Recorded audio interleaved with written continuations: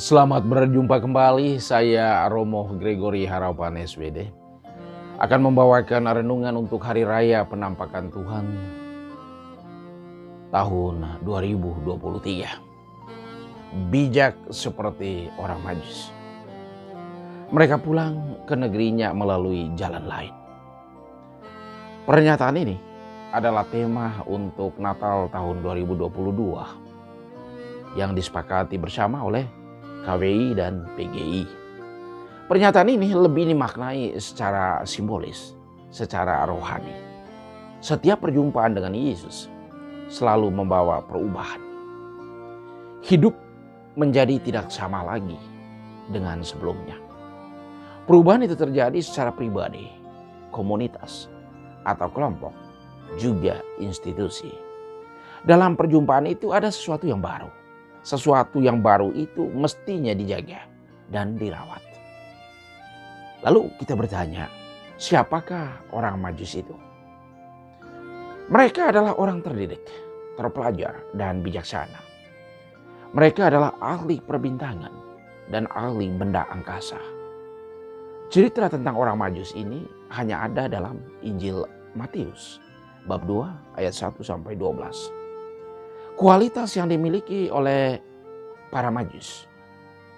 Pertama, mereka mengikuti petunjuk bintang dari negeri mereka sampai di Bethlehem. Mereka bisa melakukan itu karena mereka adalah ahli perbintangan, ahli benda angkasa. Mereka tahu tentang perbintangan. Kemudian mereka mengikuti bimbingan malaikat. Setelah mereka bertemu dengan Yesus, mereka pulang melalui jalan lain. Mereka tidak kembali untuk bertemu dengan Herodes. Mereka memiliki kesetiaan dan ketaatan. Mengikuti terang bintang dan mengikuti apa yang malaikat katakan. Butuh kesetiaan dan ketaatan. Dan para Majus memiliki itu. Sebelum mereka mengadakan perjalanan untuk mencari raja yang baru lahir, mencari bayi Yesus, mereka terlebih dahulu duduk bersama untuk mendiskusikan bersama, membicarakan secara detail, kemudian memutuskan untuk melakukan perjalanan mencari raja yang baru lahir dengan menunggang unta.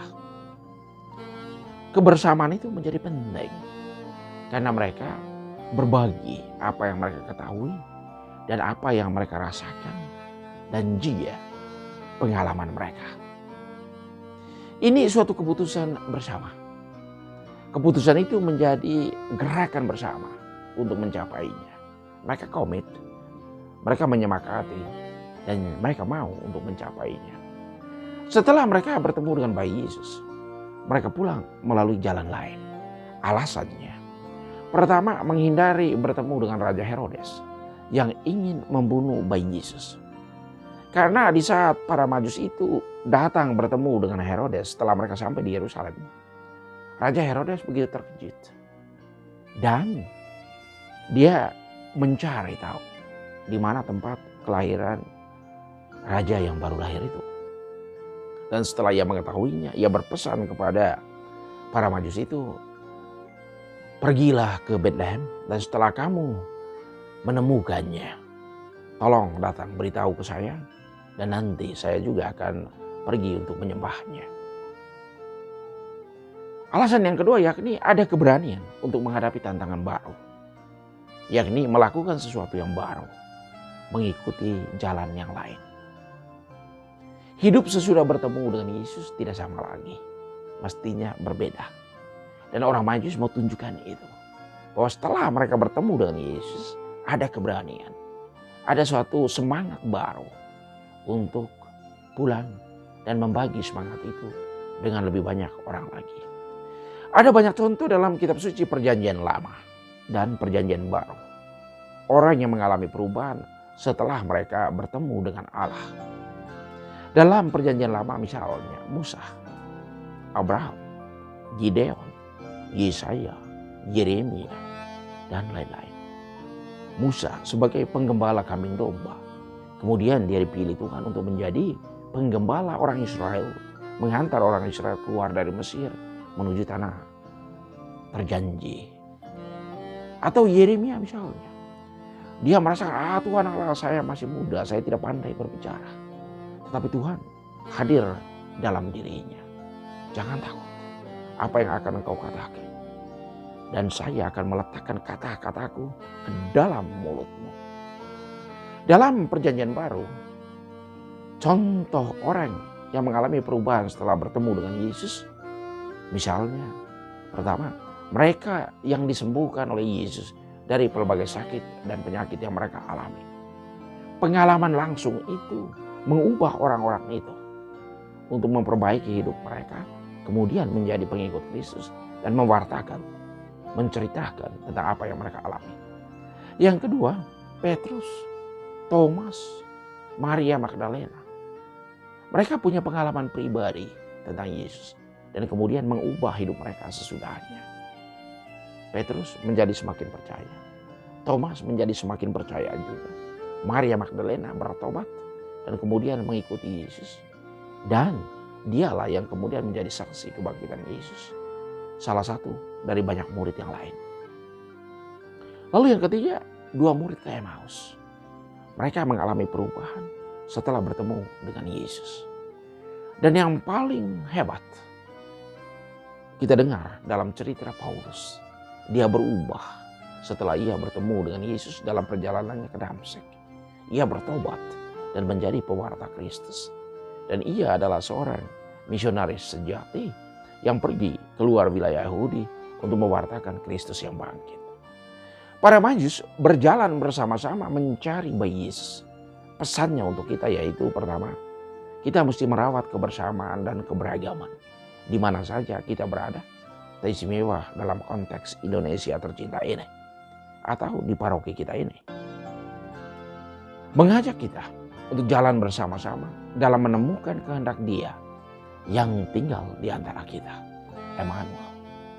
Kita harus secara bersama-sama mewartakan kehendak Emmanuel kepada sesama. Yang kedua, dalam kebersamaan kita mampu menghadapi tantangan yang ada.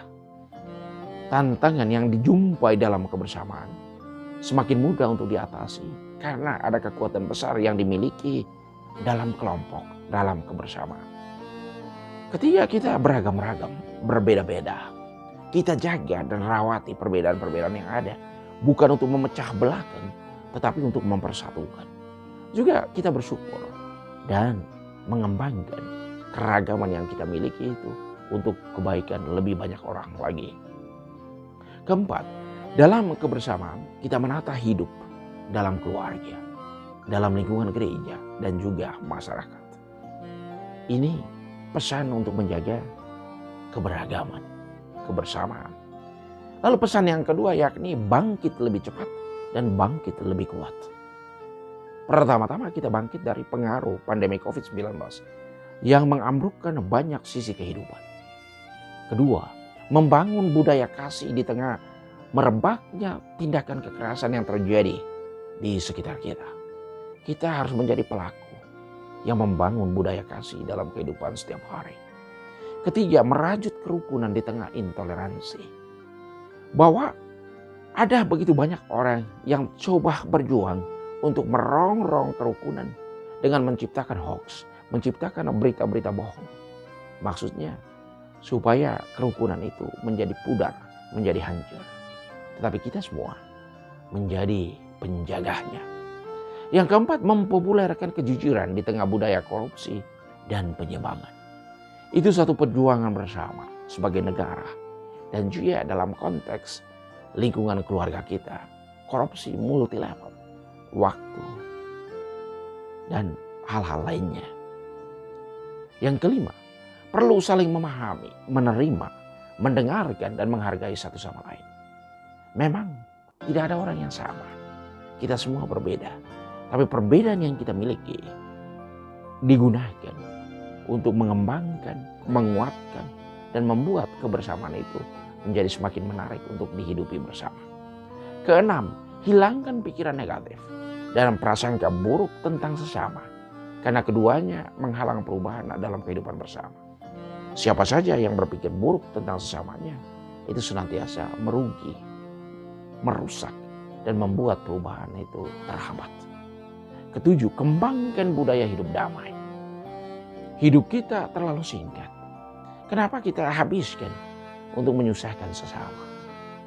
Mari kita manfaati hidup yang singkat ini untuk saling mendukung satu sama lain, saling menguatkan dan meneguhkan, supaya kebaikan, hal-hal yang indah lebih banyak lagi tercipta. Kreasi baru lebih banyak yang muncul. Kita semakin kreatif, bukannya menjadi stagnan. Kita menjadi tidak bisa berkembang lagi.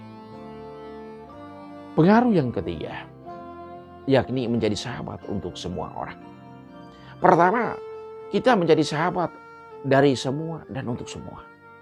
Terutama yang mengalami situasi khusus. Teristimewa mereka yang mengalami kesulitan atau tantangan hidup. Kedua, peduli dengan sesama yang menderita. Ketiga, kita mau hidupkan terus semangat, semakin mengasihi, semakin peduli, dan semakin bersaksi.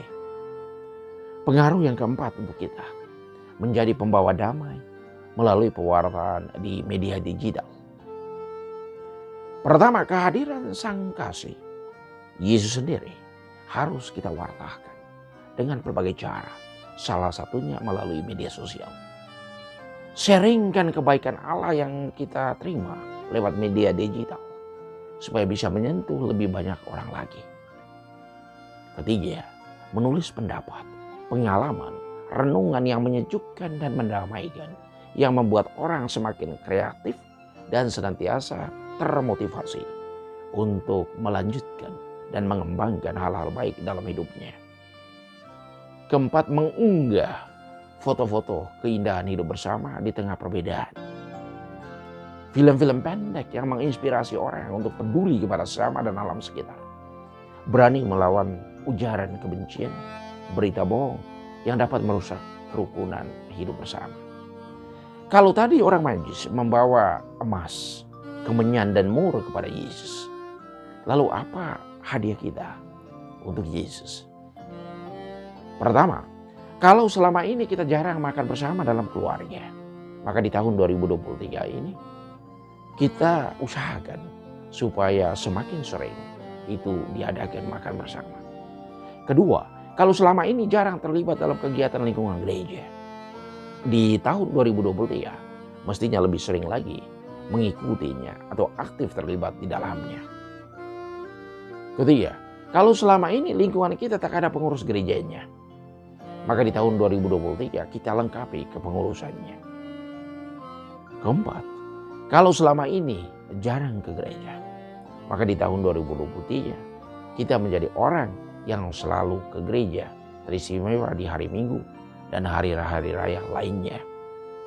Kalau selama ini kita menjadi penyebar fitnah, ujaran kebencian dan berita bohong, maka di tahun 2023 kita menjadi pembawa damai dan sukacita. Kalau selama ini kita menjadi orang yang suka lari dari tanggung jawab dengan pelbagai rasionalisasinya, di tahun 2023 kita menjadi orang yang bertanggung jawab untuk segala kepercayaan yang diberikan kepada kita atau yang kita terima. Sangat banyak hadiah yang bisa kita berikan kepada Yesus, termasuk diri kita sendiri, untuk dipakai Yesus menjadi penyalur berkat dan kasih-Nya kepada sesama. Mari kita meniru apa yang para Majus lakukan, bijaksana dalam hidup setiap hari. Tuhan memberkati.